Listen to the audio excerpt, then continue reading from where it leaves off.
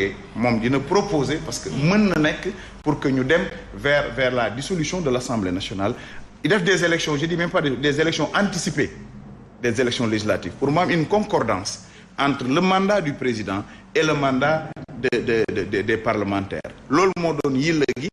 ensuite il nous a donné carte blanche Ismaïla Madior Fall ensuite mu def procédure pour retirer ko ci li nga xam ne ni moo nekkoon sur l'agenda de la conférence des présidents et au niveau de l'Assemblée nationale. Alors balaa ñuy ñëw ci honorable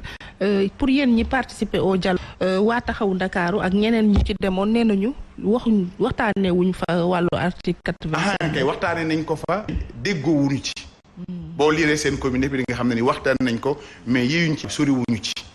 Comme pour dire ça n'a pas fait l'objet d'un consensus. Et pourtant boole woon ko ci 12 points d'accord yi gannaaw dialogue bi. Alors loolu il appartient à ceux qui l'ont mis sur le dialogue de répondre de ces actes-là parce que en réalité man lire naa seen communiqué ñoom opposition lire naa aussi le rapport bi nga xam ne Thiendella def na ko sur la commission dugal nañ ko ci bon c'est mal écrit c'est mal libellé même boo ko liree ça prête à confusion mais l'un dans l'autre li am solo mooy que ni avant même que mu yegg si ñun ñi nga xam ne ni ñoo féete woon groupe parlementaire ànd ak le président wax nañ ni ko lii encore une fois ñun jàpp ñu ni y a une opportunité de le faire tout de suite même s'il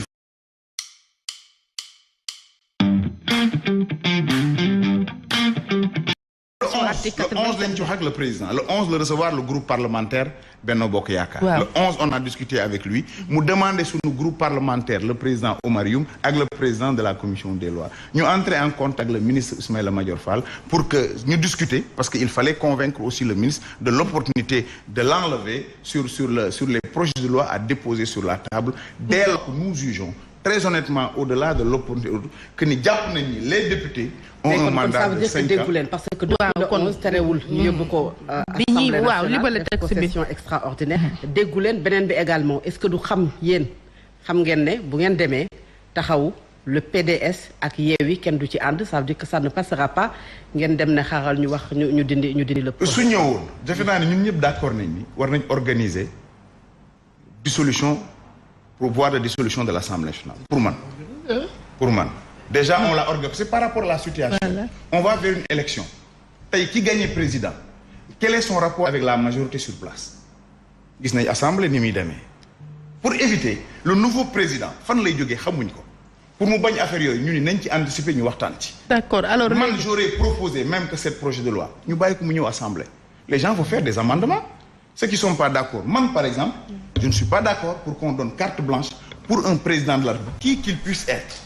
que sur ses grés qu'il puisse dissoudre l'Assemblée sans pour autant que ça soit encadré pour man il faudrait qu'on l'encadre am des prétextes nommés que ni bu àggul fii ba blocage am du am sañ-sañu mën ko dissoudre loolu aussi mooy jox dayo ak yi le Parlement dans son entièreté. D'accord alors honorable yéen au niveau de l'opposition àndu leen ci modification article 87 bi mais ban argumentaire ngeen teg ci table bi ba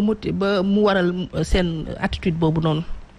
Donc balaa ma ñëw sax ci vraiment modification article 87 boobu nga xam ne tey jii bëggoon nañ ko ci def comme ndëgg sërëx parce que comme ni nga ko waxee du li nga xam ne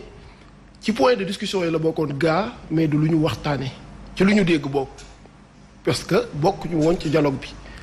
da nga may ma teg sama baaraam ci insincérité bi nga xam ne moom moo am ci dialogue bi d'abord dialogue bi nga xam ne ñoom si seen terme de référence dañoo wax ne dañuy waxtaane politiquement pour organiser des élections présidentielles apaisées transparentes et inclusives déjà loolu man dama ci dut baaraam nekk mënut a nekk parce que mënu leen organiser des élections mënuñu organiser fii nii ci réew mi ay élections yoo xam ne wala dialogue national boo xam ne yow da ngay exclure ñi nga xam ne ñoom ñooy les opposants principaux du régime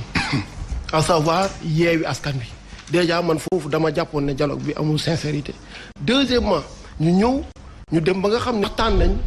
xaw ma dañoo defaat beneen commission ad hoc boo xam ne moom moo dem fexe ba dugal ci article boobu leen ne moom nañu jox président Macky Sall ci coobareem bu demee ba tata Marème Faye maa ngi koy nuyu de passage bu ko defalee ndékki fonde bu neex mu ñëw toog ci bureau